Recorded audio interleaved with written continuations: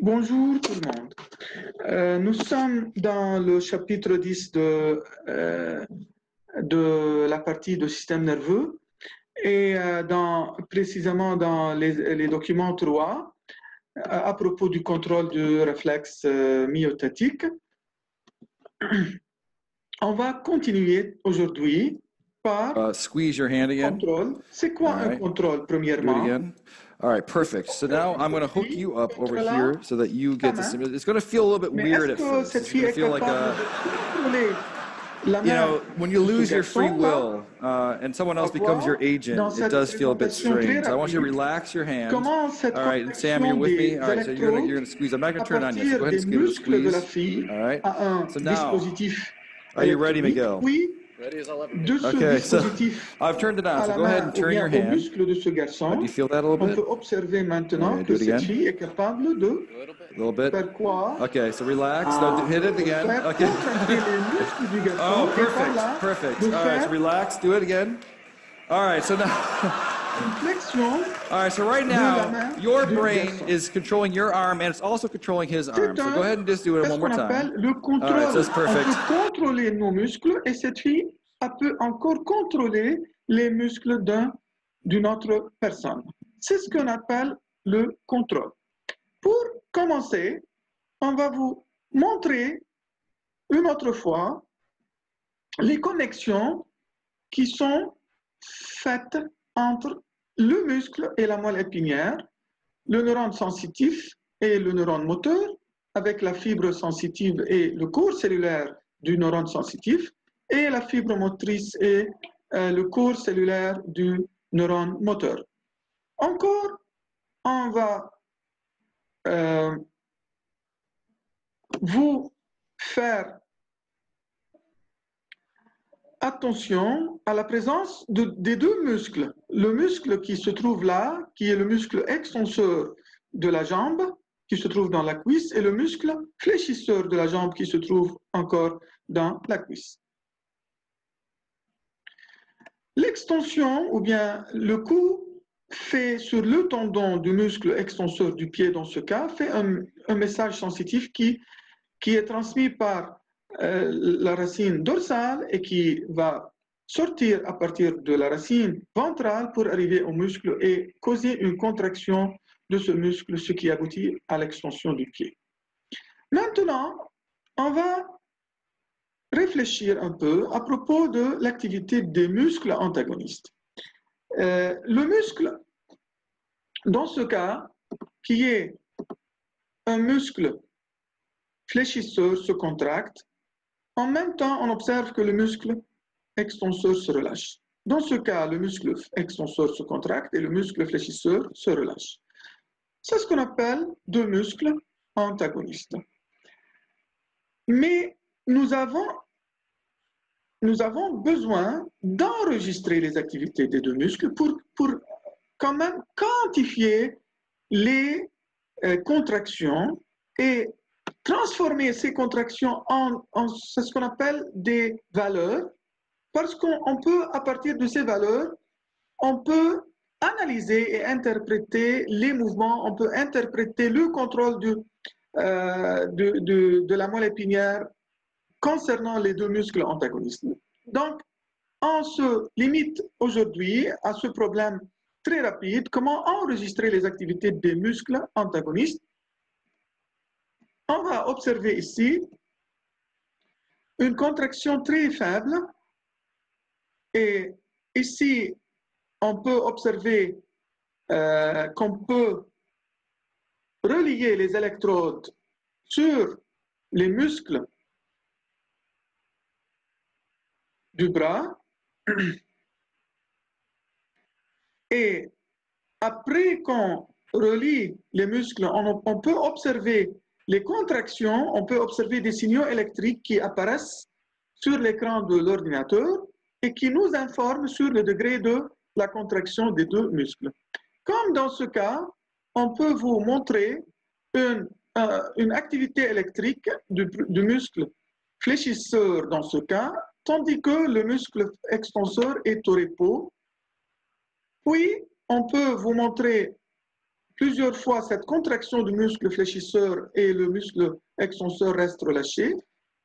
Dans le cas contraire, on peut vous montrer une contraction du muscle extenseur et un relâchement qui persiste dans le muscle fléchisseur.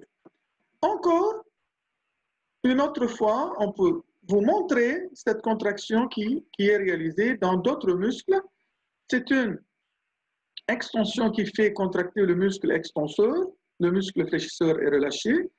Une flexion fait contracter le muscle fléchisseur et le muscle extenseur reste relâché. Encore une fois, le muscle fléchisseur se contracte et le muscle extenseur se contracte d'une façon alternative. Une autre fois, le muscle fléchisseur se contracte, puis l'extenseur se contracte. Pour faire une sorte, ou bien une récapitulation de ces informations, on va vous montrer que l'extension va donner une contraction de l'un des deux muscles qui apparaît comme une activité électrique du muscle, c'est durant l'extension, et durant la flexion, on peut observer contrairement une activité électrique dans le muscle antagoniste et une activité très faible dans le muscle antagoniste. Ces événements se répètent lorsqu'on fait une extension, puis une flexion, une extension, puis une flexion, n'est-ce pas? Alors, c'est le muscle fléchisseur qui se contracte lors de la flexion, et c'est le muscle extenseur qui se contracte, qui se relâche durant la flexion. Alors, ce muscle fléchisseur va se relâcher durant l'extension et le muscle extenseur va se contracter durant l'extension. Alors, la contraction est réalisée une fois pour le muscle fléchisseur, une autre fois pour le muscle extenseur. L'autre muscle est toujours relâché ou bien montre une absence d'une activité électrique. Lorsque l'un des deux muscles antagonistes se contracte, l'autre se relâche et vice-versa. Faisons des exercices très rapides. Observez cette figure. Est-ce que vous pouvez dire que les deux muscles concernant ou bien correspondant à cette figure sont deux muscles antagonistes? Observez les activités électriques des deux muscles. On peut dire que les activités électriques des deux muscles sont synchronisées, c'est-à-dire les activités électriques sont observées en même temps, n'est-ce pas? Alors, cela vous montre que les deux muscles ne sont pas antagonistes. On dit que ces deux muscles sont agonistes, non pas antagonistes.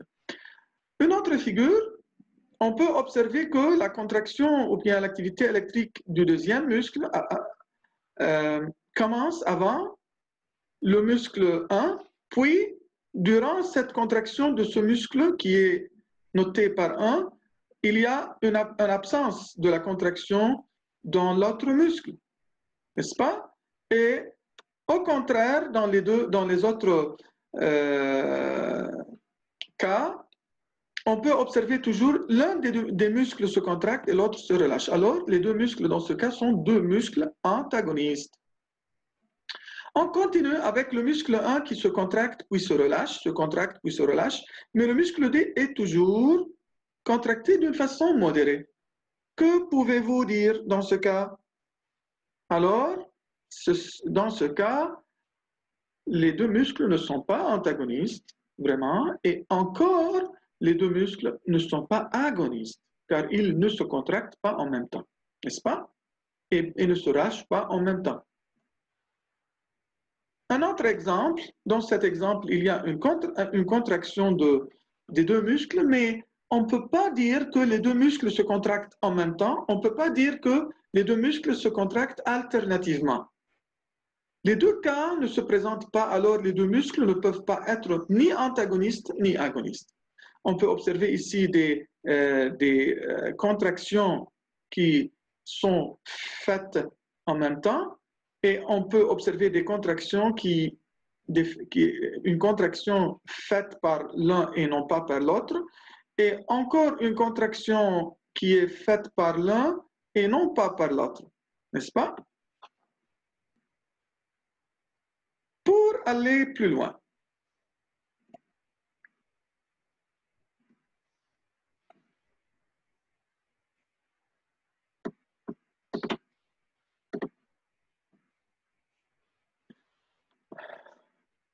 dans ce cas, la fibre sensitive est reliée à la moelle épinière, la fibre motrice est reliée encore, comme on a déjà vu. Ce sont les corps cellulaires et les fibres des neurones.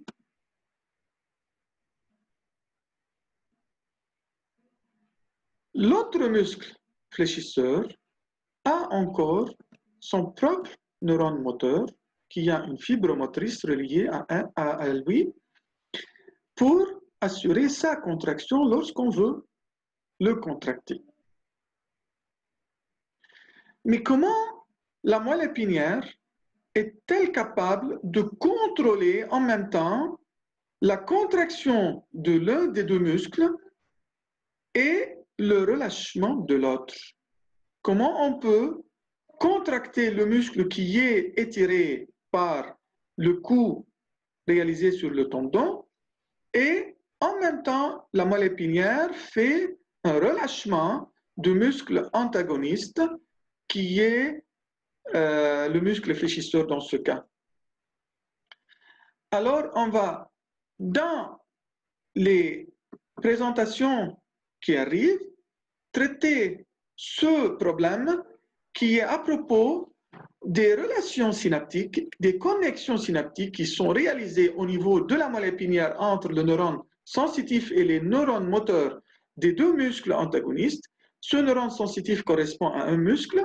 Le premier motoneurone correspond au même muscle et l'autre motoneurone correspond à un deuxième muscle.